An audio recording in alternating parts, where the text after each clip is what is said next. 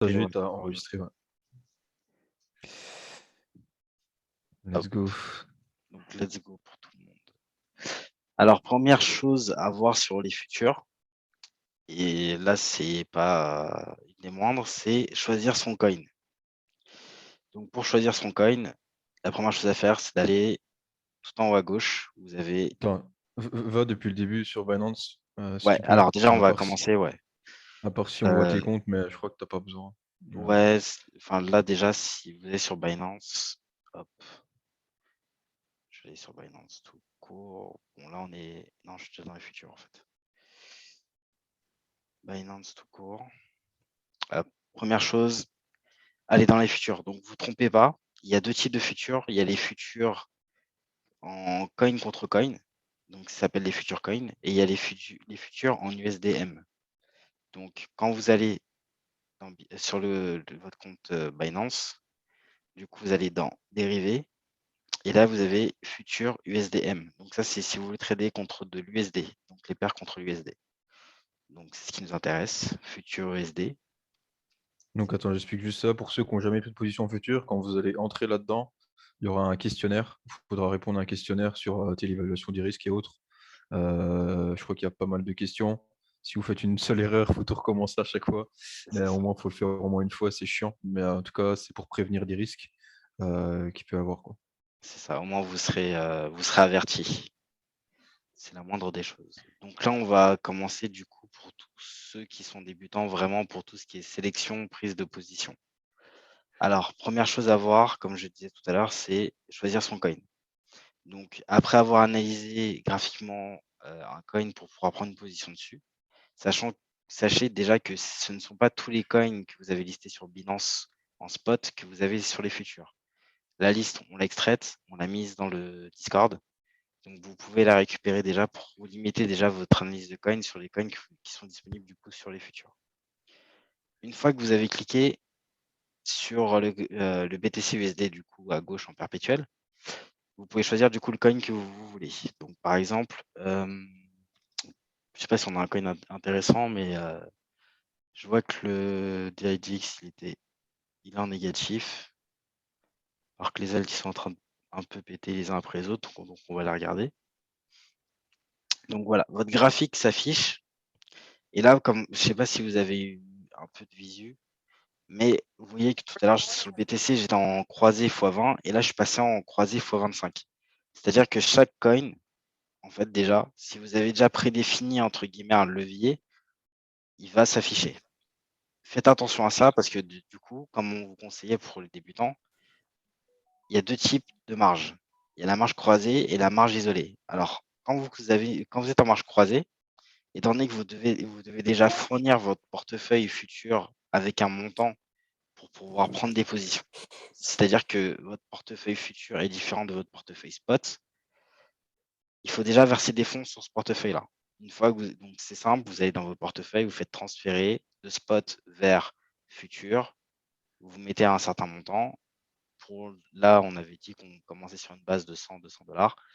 Vous mettez le montant que vous souhaitez. Ensuite, le montant sera disponible. Une fois qu'il est disponible, vous allez choisir donc du coup votre coin et votre type de marge.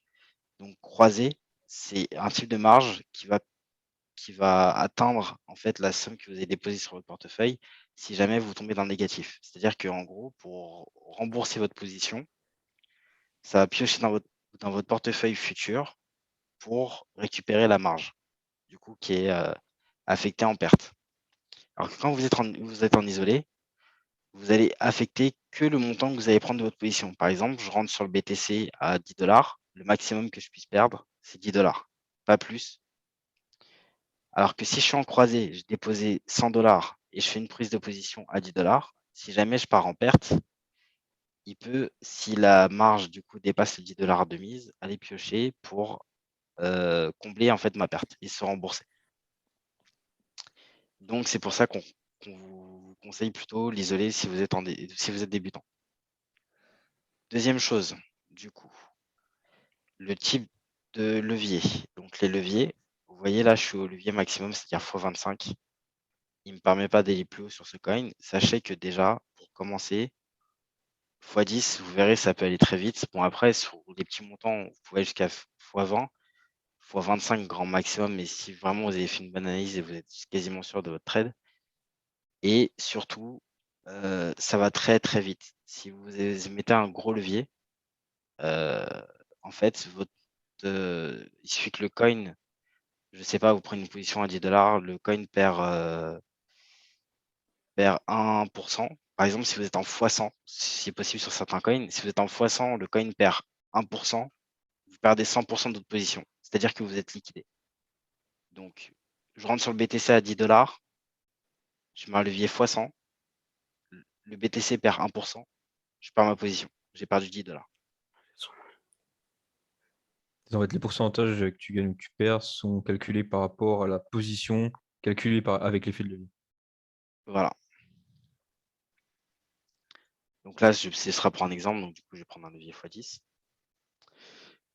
Là, on voit que pour l'instant, mon stade sur marche, sachant que j'ai des positions qui sont croisées, bon, c'est pas conseillé, mais c'est ce que je fais. J'ai un dispo de 64 USDT à peu près.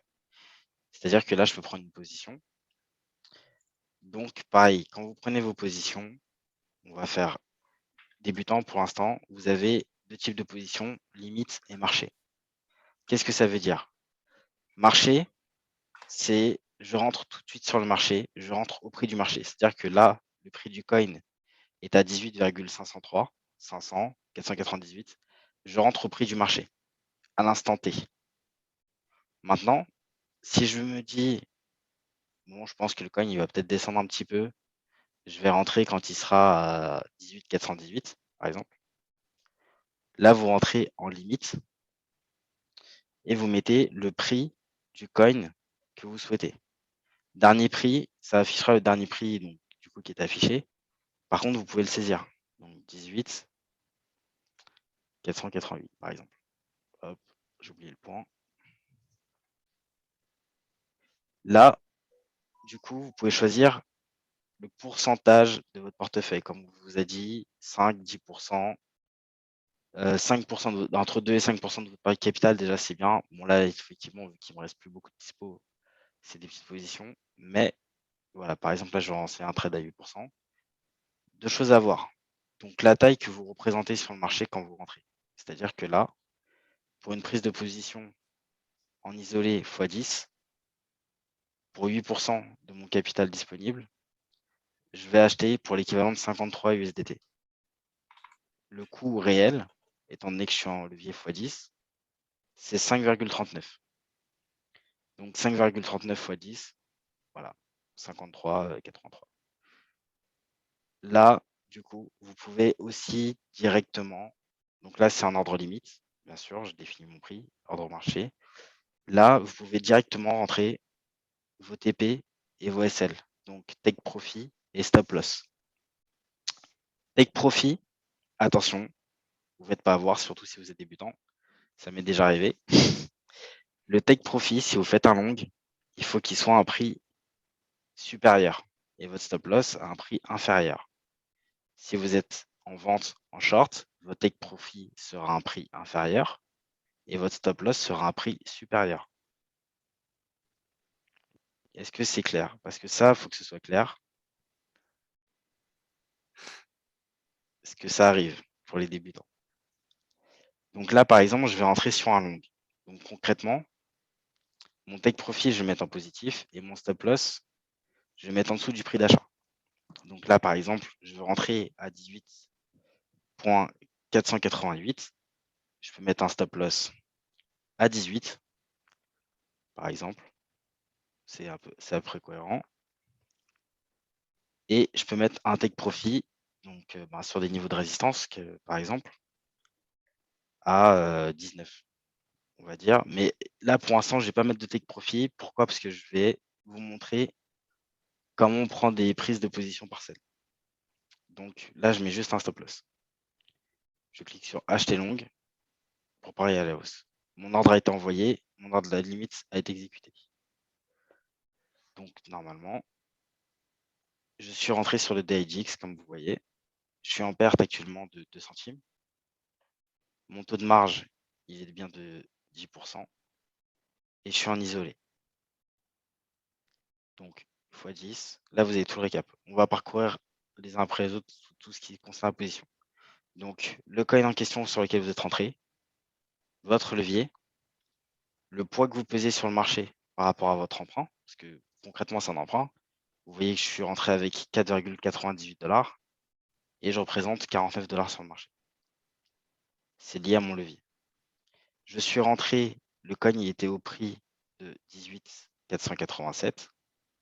Le prix actuel du coin est de 18 456. Et si, donc ça c'est, hier il y avait une question, c'était quel est le prix auquel je me fais liquider. Le prix auquel vous vous faites liquider, il est inscrit juste ici. C'est-à-dire que là, mes 5 $, si je veux pas les perdre, bah faut pas que j'atteigne en fait 16,811 sur le coin. En fait, ce qui veut dire, c'est si on atteint ce prix-là, les 16,81, par rapport à ta mise initiale des 4,95, c'est en fait, tu vas être à moins 100 de perte. Donc en C'est gros, ça, ça va te couper ta position parce qu'en isolé, comme on a dit, on peut pas perdre plus de 100 de sa position, mis à part si on ajoute une marge. exactement. Là, comme vous voyez, j'ai un petit crayon. En fait, je peux modifier ma marge, c'est-à-dire que je peux augmenter le montant, diminuer le montant. C'est disponible pendant un certain temps, mais je vous le déconseille. Pourquoi? Parce que ça engendre des frais. Là, vous voyez vos gains et vos profits. Donc actuellement, je suis à moins 3%, moins 20 USDT. Et là, ensuite, vous pouvez voir comment prendre des profits, vos profits en fait, partiellement. Et le petit onglet qui est là, la petite coche qui est ici, ça vous permet aussi de mettre vos stop loss et vos take profit. Donc, par exemple, tout à l'heure, j'avais dit, je mettais un stop loss à 18. Donc, stop loss 18, on voit que je perdrais 1,31 USDT. Hop, je rentre. Pour les prises de profit partielles, faites très attention. Je vous explique pourquoi. En fonction d'où vous allez cliquer, sur limite ou sur marché, ça va clôturer votre position. Donc, comme tout à l'heure, je suis rentré par exemple en order limite. Là, si je clôture ma position, je peux la clôturer sur une limite. C'est-à-dire que si le coin atteint un certain prix, donc si le DYDX atteint par exemple la position de 19 $, je veux clôturer et là vous mettez le pourcentage de position que vous voulez clôturer. C'est-à-dire que si je veux retirer que la moitié de ma position, je vais mettre 50%. C'est-à-dire que si le prix du DYDX atteint 19 $, je vais arrondir à 5 $. Par exemple, ici, je suis à 5 $ de marge, donc ma position vaut 5 $. Si le prix atteint 19 $, ma position, elle sera divisée par 2. Donc, je serai à 2,5 $ environ. Donc, du coup, forcément, la taille sur le marché passera à 25 $. Mais par contre, les gains que j'aurai à réaliser tomberont dans mon portefeuille futur. C'est-à-dire que je m'expose moins au marché. Donc, du coup, je prends moins de risques. Si vous voulez enlever que 10% ou 25%, ça dépend de votre stratégie. Adaptez votre stratégie surtout pour faire des profits. C'est le plus important. La possibilité de prendre des TP partiels, ça reste un petit peu. Alors, c'est toute la durée de ta position. Ta position, elle peut durer 3 mois si tu veux. Tu peux rentrer sur un coin, mettre un levier et tenir ta position autant de mois que tu veux. Sache qu'il y a des frais. Mais les prises de position partielles, tu peux les prendre quand tu veux. C'est-à-dire que tu peux définir plusieurs fois des montants et à chaque fois retirer par exemple 10%, 10%, 10%, 10%, jusqu'à ce que ça tienne du coup tout en fait. Donc voilà, faites attention à bien cliquer sur limite. Donc là, c'est-à-dire que je pose un ordre limite. L'ordre a été envoyé. Je le vois normalement du coup dans les ordres qui sont ouverts. Donc quand je vais dans mes ordres ouverts, je vois, faites pas attention parce que du coup j'ai tous mes stop loss et compagnie. Mais là par exemple, je vois bien que sur le DYGX, j'ai une limite ici. Si le prix atteint 19 $, par rapport au montant, du coup, il y aura un ordre limite qui sera déclenché. Et si vous voulez calculer, vous pouvez temporairement, du coup, sans mettre vos profits, en fait, voir 19. Et donc, 19 $, ça me ferait un PNL de 1,39 si je retire toute ma position. Sachez que si vous rentrez, du coup, votre TP ici, admettons, je me dis, bon, si le DYDX il monte à 100 $, je vends toute ma position. Là, ça veut dire que je retire toute ma position entière. C'est marqué TPSL pour la position entière et pas partielle. Donc, 220 $ si le coin atteint 100 $. Hop. Là, ça retirera toute ma position. Et comme vous pouvez le voir, j'ai encore un nouvel ordre qui s'est ouvert. Et là, j'ai un take profit market, du coup, pour le montant total de ma position. C'est carrément marqué fermer la position. Vous pouvez aussi également limiter vos pertes en mettant des ordres limites sur vos positions à des prix inférieurs. C'est-à-dire que là, par exemple, je diminue ma position si je pars en perte. Je peux très bien dire, bah, si le coin passe à 18,2, je vais également retirer 25% de ma position et cliquer sur limite. Et ça mettra un ordre limite. Si jamais le cours descend du coup et touche les 18,2, il retirera ma position de 25%. Et si vous cliquez sur marché, bah là après on ne peut plus rien faire pour vous parce que si vous faites sur le marché, ça le fera mais au prix du marché. Donc concrètement, le montant que vous allez mettre ici n'est pas pris en compte. Donc c'est comme si j'avais une case vierge ici et je dis je retire 25% et tu me les retires tout de suite. Et là du coup ça va diminuer votre position tout de suite, en immédiat. On peut faire un tour aussi du coup sur le ratio de marge. C'est intéressant parce que le ratio de marge, ça vous permet de voir en fait où en est votre position, c'est-à-dire si vous allez vous faire liquider ou pas. Donc là, que vous pouvez voir sur le DYDX, je suis à 10%. Donc en fait, je suis un peu dans le vert, c'est-à-dire que ma position elle peut tourner sans problème, je ne suis pas trop négatif, donc je ne suis pas prêt de me faire liquider. Si je vais dans l'USDT croisé, ça c'est toutes mes positions croisées qui sont prises en compte. C'est-à-dire que mon solde sur marge totale, là, il est de 137 $. J'ai une marge de maintien. La marge de maintien, en fait, c'est le total en fait, des pertes et des bénéfices que vous avez en cours. Et là, en fait, je vois que en fait, 17 sur 137, entre guillemets, il peut se rembourser largement. Quand votre marge de maintien passe en négatif, là, vous verrez que c'est un peu plus compliqué. Parce que quand ça part dans le négatif, en fait, l'aiguille va tendre vers le rouge.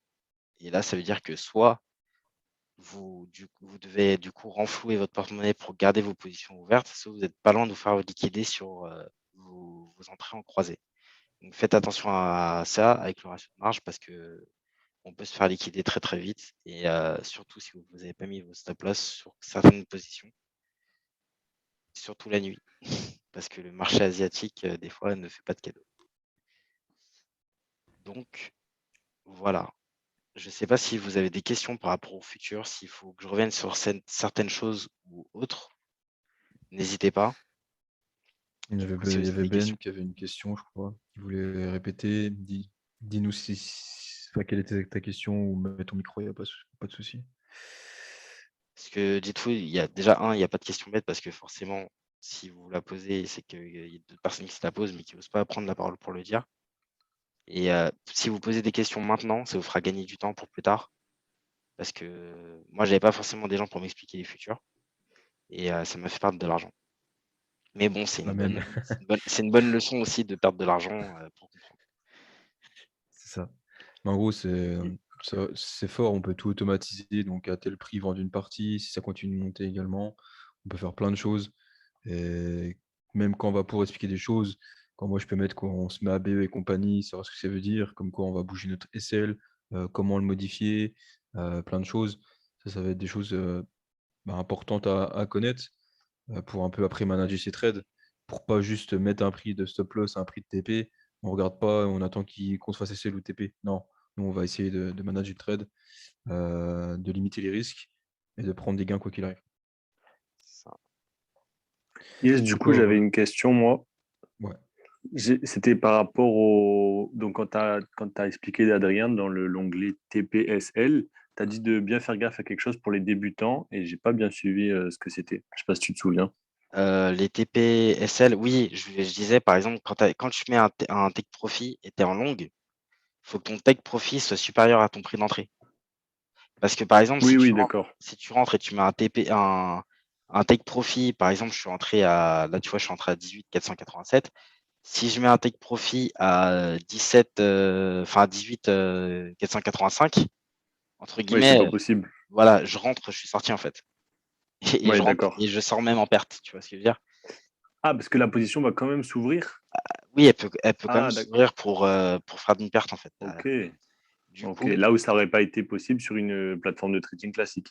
voilà. Et donc du coup, Ok. ça veut dire que quand tu vas faire un long, tu vas mettre ton TP. Par exemple, là, tu vois, la ligne où je suis entré, c'est la ligne rouge qui est ici. Tu vois. Mhm. La ligne rouge où je suis entré, c'est la ligne rouge ouais, la ligne rouge qui est ici. Mon take profit, du coup, sur un long, il faut que ma ligne soit au-dessus. Il faut que mon stop loss, qui est ici, soit en dessous. Par contre, si je fais un short, si je parie à la baisse, il faut que mon stop loss il soit sur la ligne au-dessus Oui. et il faut que mon take profit soit sur la ligne en dessous. Les yes, ouais, ok, c'est logique ça. C'est Ok, pas de logique, souci. mais quand tu es débutant, tu peux te faire avoir en fait. Tu dis Ouais, ouais, take d'accord. profit, voilà. Faut faire gaffe parce que la position peut quand même s'ouvrir et se fermer instantanément. C'est ça. Ok, d'accord. Bah, Parce nickel, qu'elle merci. s'ouvre, elle atteint ton stop loss en fait. Elle a déjà atteint ton stop loss. Entre guillemets. Ok, d'accord. C'est ça. Il y avait une dernière question pour le moment. Est-ce que tu peux revenir sur le prix repère et le prix de dernier? Alors, Euh, ouais, tu veux expliquer?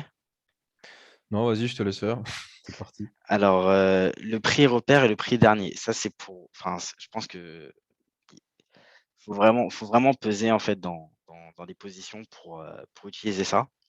En fait, le prix repère, c'est le prix qu'on a ici. Voilà, vous l'avez ici, le prix repère, il est là. Et comme vous voyez le prix en fait qui est affiché ici et le prix qui est là ne sont pas actualisés en même temps. Donc là, on voit bien que c'est à 434, mais en fait là, ça fluctue avant. Donc, si vous voulez un take profit sur le dernier prix, ça va être le prix dans l'immédiat. Et si vous voulez être sur le prix repère, ben, du coup, vous serez sur cet indice qui est là. Parce que par exemple, la coin, il peut, je sais pas, par exemple, descendre dans l'immédiat, faire je sais pas, on va dire une petite mèche. Enfin, là, on va dire une mèche. Donc à la seconde près, quoi, le prix, ce sera le prix, du coup, le dernier prix. Alors que le prix repère, ce sera en gros une moyenne du prix sur les, je sais pas, il faut voir combien de temps combien de temps ça prend pour se mettre à jour. On va peut-être dire 3 secondes. Donc voilà, c'est juste ça. Yes. J'avais Moi, entendu.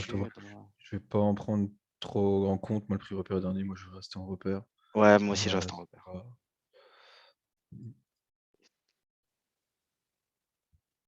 Bouger son stop loss en termes de pourcentage en fonction du prix de la crypto. Oui, concrètement, bah, en fait, si tu veux, par exemple, là, j'ai mis mon stop loss bas, donc sur une fourchette basse, comme tu vois, bon, qui est en dessous d'un support même, j'ai envie de dire. Mais je peux très bien, par exemple, si je pars en bénéfice et que le coin monte à 19, dire que mon stop loss, en fait, je le monte. C'est très simple. Exemple, je clique ici, hop. Et là, pour ma position de mon stop loss, donc de base, je faisais une perte de 1,31. Si je veux diminuer ma perte, bah, j'annule mon ordre et là, je mets un prix supérieur, 18,5. Enfin, 18,5. Est-ce que j'y suis? Non, pas encore en repère. 18,2. Voilà. Et là, du coup, je ferai qu'une perte de 77 centimes. Et là, hop, confirmé, mon stop loss est mis à jour. Donc concrètement, ce qu'on disait quand on dit je me suis fait BE, bah, en fait, c'est que tu as monté ton stop loss à ton prix d'entrée. Et donc, du coup, le cours, peut-être que tu as pris des profits en cours pendant que tu étais dans le positif. Tu as retiré 25%, donc tu as mis 25% en fait à l'abri. Et derrière, le prix redescend et boum, ça touche ton prix d'entrée. Donc, tu n'as rien perdu, mais tu as mis 25% de tes bénéfices de côté. C'est ça. On va un peu avancer. Il y a les SL suiveurs sur Binance. Oui, Non, mais oui. Après, les TP suiveurs, par contre. Non, oui, c'est toi qui utilises les SL, pardon, suiveurs. ouais. Donc, c'est le trailing stop. Mais ça, je ferai en fait, tout ce qui est stop limit, enfin, tout ce que vous voyez ici, en fait. Je ferai un call futur avancé euh, et on verra ça tous ensemble. Parce que voilà, stop limit, stop market, trailing stop. Trailing stop, bah, en fait, c'est quand vous prenez votre position, vous avez un taux de callback, vous le mettez Et bah voilà, en fait, c'est entre guillemets, ça va suivre le cours, enfin la position avec le degré de pourcentage que vous mettez. Il y a un prix d'activation. Et voilà, vous rentrez dans votre position en long ou en short. Maintenant, ça, c'est vrai que en fait, en crypto, je vous avoue, ça fluctue tellement que voilà, par exemple, quelqu'un qui serait rentré ici avec sur la hausse avec un taux de callback, alors qu'ici, à l'heure actuelle, on est beaucoup plus haut, bah, entre guillemets, il se serait fait sortir avec un trailing stop là. Parce que comme vous voyez, ça a méché. Ça a méché, il suffit que voilà, 2 ça va très vite, hein. Vous rentrez ici, heu, même jusqu'ici, parce qu'en fait, il y a un délai en fait avec le trailing stop. Mais ça a très non, peut-être pas ici, si, non, peut-être pas, il se serait fait sortir, mais ça peut aller très vite. Mais ça, je ferai Ouais, un comme call tu dis, futur ça avancé commence à. Yes. avec vous si vous êtes intéressé. Yes, yes. S'il n'y a pas d'autres questions, on va pouvoir Ouais, partir sur les graphes, puis revenir sur ce qu'on a pris, les positions qui ont été prises hier. ça marche. Pareil, j'expliquerai tout ce qui est calculette, donc PNL, prix cible, prix de liquidation et compagnie, parce qu'il y a une calculette pour le faire, ça aussi, quand vous prenez vos positions. Donc vous pouvez déjà la parcourir, ça vous donnera des idées un peu de ce que vous faites. Et on parlera aussi également du financement et des prêts de financement sur les futurs.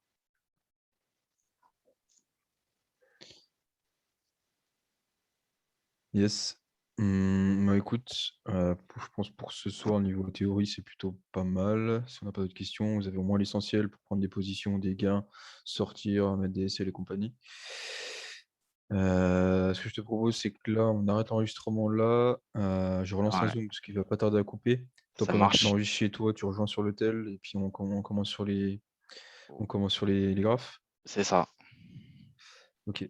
Bah, on renvoie un Zoom puis on part en analyse graphique. Si c'est bon pour toi comme ça. Parfait. Bah, je laisse lancer le OK. Zoom et puis on se rejoint du coup sur le nouveau lien. Ouais, n'oublie pas d'enregistrer, parce que normalement, toi, ça va enregistrer sur ton PC, donc tu pourras pas rejoindre Zoom sur ton PC pendant qu'il s'enregistre, quoi. Enfin, OK, pas pendant de que tu es en souci. train de faire la vidéo, ouais. Top.